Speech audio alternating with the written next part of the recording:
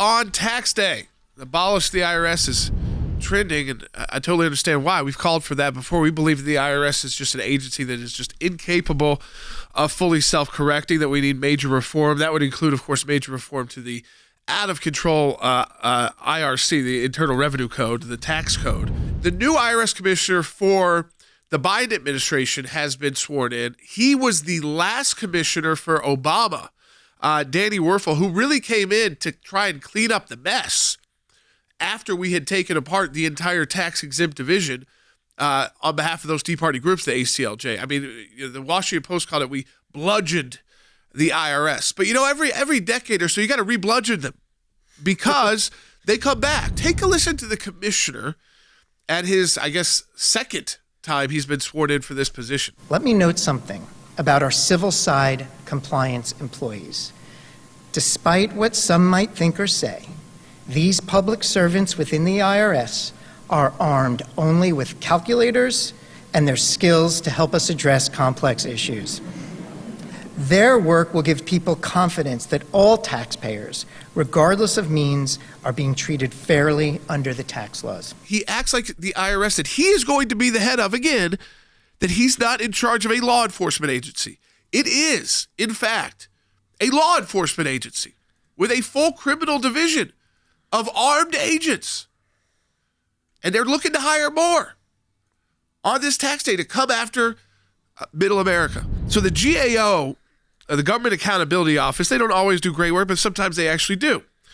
So they looked at the IRS because the IRS actually suspended and reviewed 35 million returns.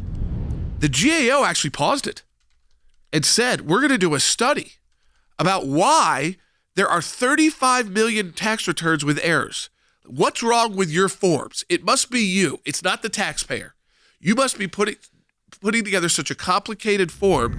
And the GAO audit found that the agency, this is the IRS, does not have a process to identify and analyze the causes of these errors. And they have no ability to reduce instances of recurring errors.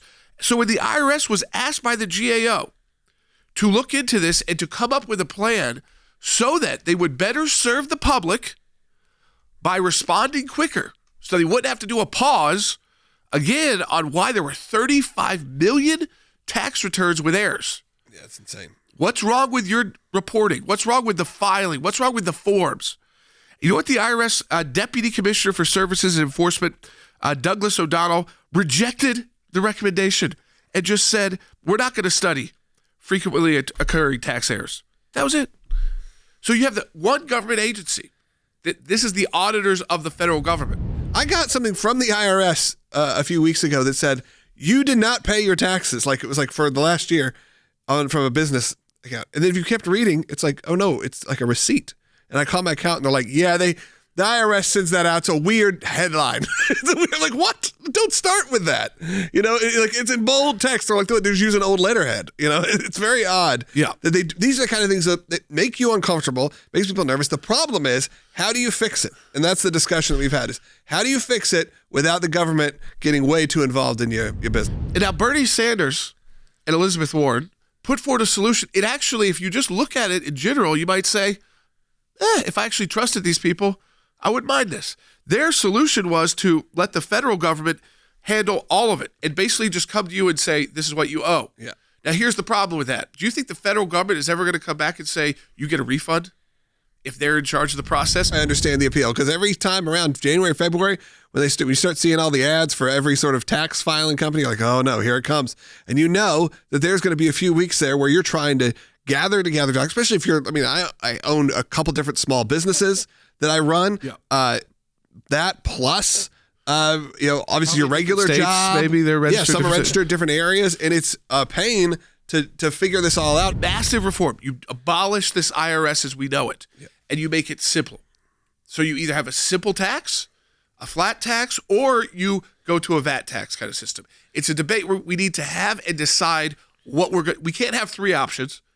We need to have one option that we all agree on as conservatives and push it hard. And we need to sell it to the American people. It's going to take time, but you got to sell it to the American people because everybody has conservative. Oh, that's going to punish me more. Because if you do a higher sales tax, that punishes certain, more people obviously But that also takes care of the people who pay no taxes, who are the wealthiest. Because of all their losses and things, they wouldn't be able to get around it, because if they purchase items which are expensive, You're paying for it. they have to pay a tax, but no income tax. Our federal government needs funding. There's ways to do it. We need good roads. We need these services that are provided. Unfortunately, we're not getting them right now. It feels like we're paying into a system that isn't paying back. Or with the entitlement programs that we're paying in without a good insight into how this is going to work for us, how this is going to work for me as a 42-year-old down the road. Because it just doesn't add up. The math. You have to be great at math to figure out that there's less of us than the people we're paying for now. And so how are we going to pay for all of us? And all of these issues.